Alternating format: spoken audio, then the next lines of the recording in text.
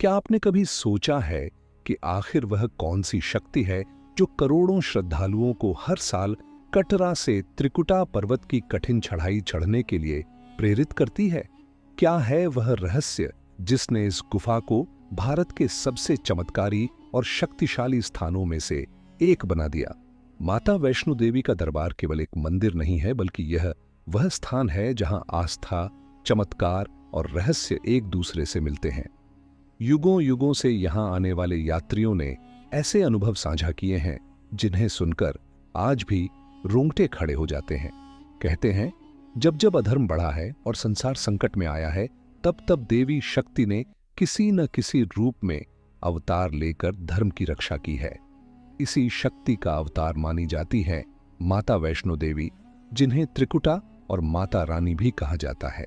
माता वैष्णो देवी की उत्पत्ति पौराणिक कथा के अनुसार सतयुग के समय भगवान विष्णु के भक्त श्रीधर ने एक विशाल यज्ञ का आयोजन किया।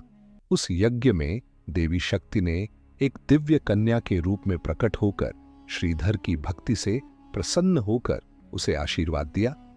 यही दिव्य कन्या आगे चलकर वैष्णो देवी के रूप में पूजी जाने लगी। दूसरी कथा के अनुसार माता वैष्णो देवी का जन्म रत्नाकर नामक भक्त के घर हुआ। बचपन से ही उनमें अलौकिक शक्तियां थीं। वे सदैव ईश्वर की भक्ति में लीन रहती और उनका जीवन साधारण मनुष्यों से अलग था। बड़े होकर उन्होंने तपस्या शुरू की और संकल्प लिया कि जब तक श्री राम, जो उस समय अवतार रूप में पृथ्वी पर थे, उन्हें दर्शन नहीं देंगे, तब तक वे अपना तप नहीं छोड़ेंगी। श्री राम से भेंट जब भगवान श्री राम लंका विजय के लिए जा रहे थे, तभी माता वैष्णो देवी ने उन्हें अपने दर्शन दिए और कहा, प्रभु, मैं आपकी अनन्य भक्त हूं, कृपया मुझे अपने साथ लेकर चलें। श्री राम ने मुस्कुराते हुए उत्तर दिया, माता, इस जन्म में तो मैं अकेला धर्मयुद्ध के लिए आया हूं, लेकिन कलयुग में जब अधर्म अपने चरम पर होगा, तब तुम्हारा दरबार सबसे महान शक्तिपीठ बनेगा और करोड़ों भक्त तुम्हारे चरणों में मथा टेकेंगे। इसी वचन के साथ श्री राम ने माता को त्रिकुटा पर्वत पर तपस्या करने का आदेश दिया। तभी से यह स्थान माता वैष्णो देवी का पवित्र धाम कहलाया। भैरवनाथ की कथा, लेकिन रहस्य यहीं समाप्त नहीं होता। कहानी में प्रवेश करता है एक और पात्र, भैरवनाथ, जो एक तांत्रिक था। वह माता की शक्ति और उनके रहस्यमय स्वरूप से आकर्षित हो गया और उन्हें पकड़ने के लिए पीछे पड़ गया।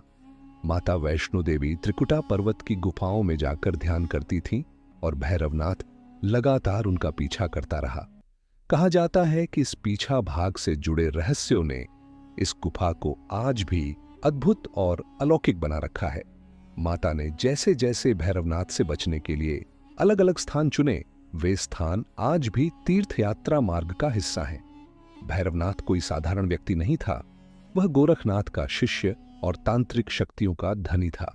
उसके मन में अहंकार था कि वह माता को अपने वश में कर सकता है। वह जानता था कि वैष्णो देवी कोई साधारण कन्या नहीं, बल्कि देवी शक्ति का स्वरूप है। इस लालच में उसने माता का लगातार पीछा किया।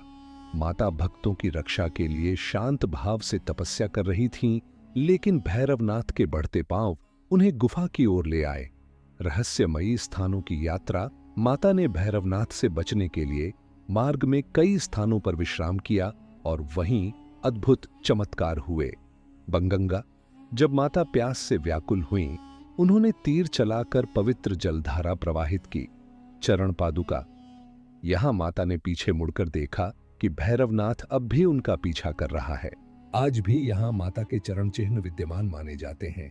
अर्जुन गुफा और हाथी मथा, ये वे स्थान हैं जहां माता ने क्षणिक रूप से विश्राम किया और आगे बढ़ गईं।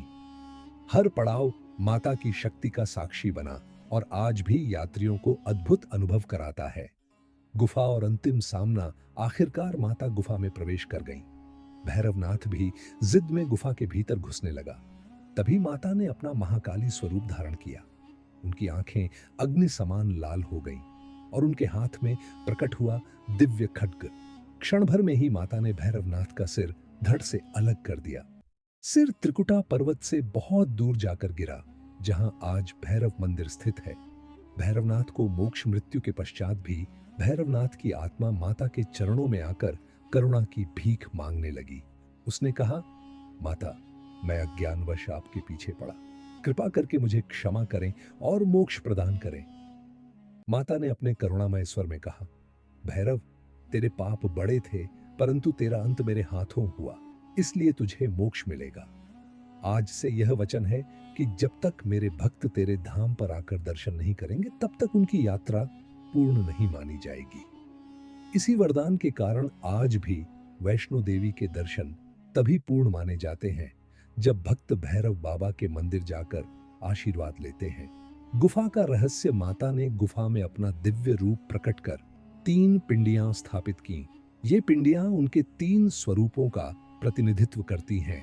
महाकाली शक्ति और सामर्थ्य का प्रतीक, महालक्ष्मी धन और समृद्धि की अधिष्ठात्री, महासरस्वती ज्ञान और बुद्धि की देवी। आज भी यह रहस्य बना हुआ है कि बिना किसी मूर्ति निर्माण के यह पिंडियां अपने आप गुफा में कैसे प्रकट हुईं और सहस्रों वर्षों से वैसी ही बनी हुई हैं। माता वैष्णो देवी की गुफा केवल एक तीर्थ स्थल नहीं है, बल्कि यह रहस्यों और अलौकिक शक्तियों का ऐसा केंद्र है जिसे आज तक विज्ञान भी पूरी तरह समझ नहीं पाया। त्रिकुटा पर्वतमाला के हृदय में स्थित यह गुफा सदियों से करोड़ों श्रद्धालुओं को अपनी ओर खींचती रही है। 3 पिंडियों का रहस्य। गुफा के भीतर जो 3 पिंडियां हैं, वही इस धाम का सबसे बड़ा चमत्कार और रहस्य है। ये पिंडियां पत्थर जैसी दिखती हैं, लेकिन इनमें से निरंतर एक अद्भुत ऊर्जा प्रवाहित होती रहती है। पहली पिंडी महाकाली की है, शक्ति और पराक्रम का प्रतीक। दूसरी पिंडी महालक्ष्मी की है, धन और वैभव का प्रतीक। तीसरी पिंडी महासरस्वती की है, ज्ञान और बुद्धि का प्रतीक। यह रहस्य आज भी अनसुलझा है कि ये पिंडियां प्राकृतिक रूप से बनी या स्वयं देवी शक्ति ने इन्हें प्रकट किया। गुफा की जलधारा। गुफा के भीतर एक पवित्र जलधारा बहती है जिसे चरण गंगा कहा जाता है। यह जल कभी सूखता नहीं, चाहे गर्मी हो, सर्दी हो या बरसात। कहा जाता है कि यह जल स्वयं माता के चरणों से प्रवाहित होता है। यात्रियों का मानना है कि इस जल से स्नान करने पर शरीर और मन दोनों शुद्ध हो जाते हैं। गुफा की ऊर्जा। गुफा में प्रवेश करते ही श्रद्धालु एक अजीब सी शक्ति और सकारात्मक ऊर्जा का अनुभव करते हैं। वैज्ञानिकों ने कई बार यहाँ माप लेने की कोशिश की है, लेकिन इस ऊर्जा का कोई वैज्ञानिक कारण अब तक सामने नहीं आया। कुछ लोग कहते हैं कि यहाँ की चुंबकीय तरंगें असामान्य रूप से शक्तिशाली हैं। दूसरों का मानना है कि यह माता की आध्यात्मिक शक्ति है जो हर आने वाले को अपनी ओर आकर्षित करती है। चमत्कारिक अनुभव। सदियों से लाखों भक्तों ने अपने अनुभव साझा किए हैं। कोई कहता है कि कठिन चढ़ाई चढ़ते समय अचानक उसे लगा जैसे कोई अदृश्य शक्ति उसे उठा रही हो।